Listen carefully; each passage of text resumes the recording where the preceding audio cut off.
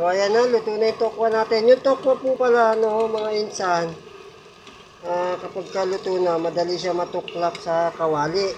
So, alam mo na yan, kapag kaluto na, matutuklap na lang siya ng kusa sa kawali. Yan, tuklap na lang yan. Oh, diba?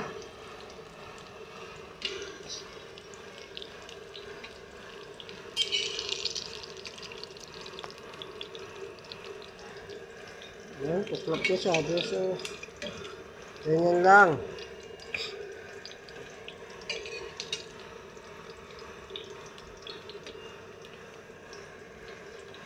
So, ayun. Gigisa na natin yung bawang.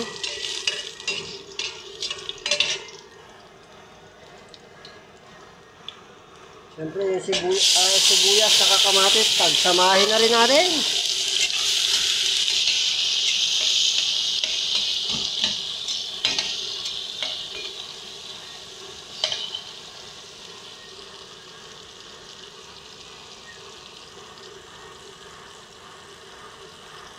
Ilagay na rin natin yung ating toge.